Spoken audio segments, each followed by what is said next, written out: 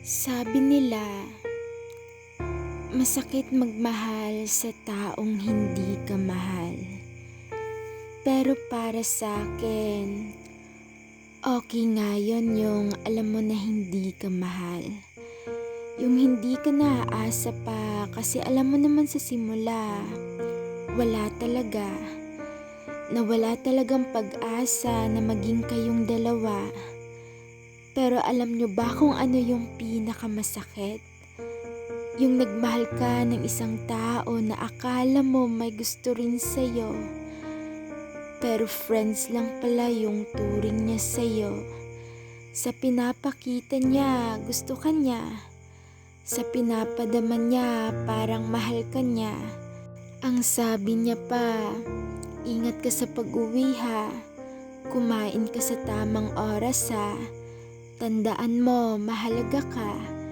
Pero putya, friends lang pala. Kung friends lang din naman, bakit ka gumawa ng motibo?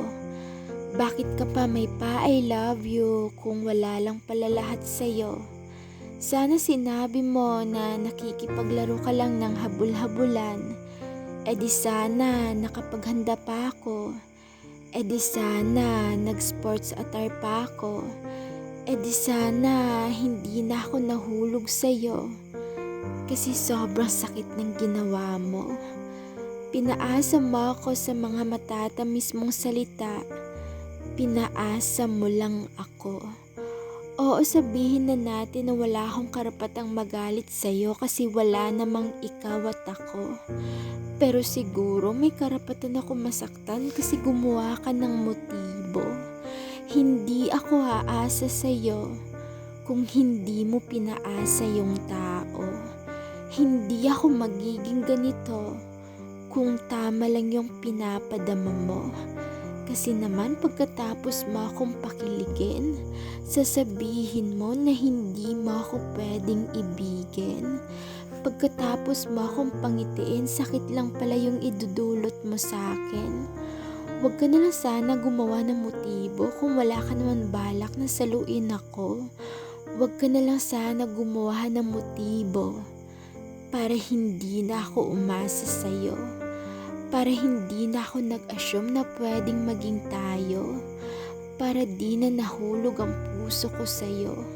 Para di na ako nagmahal ng todo. Paano na ngayon?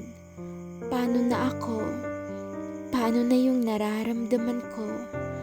Sabi nila, ang hirap magmahal ng taong hindi ka mahal. Pero mas mahirap magmahal sa taong akala mo ikaw ang mahal.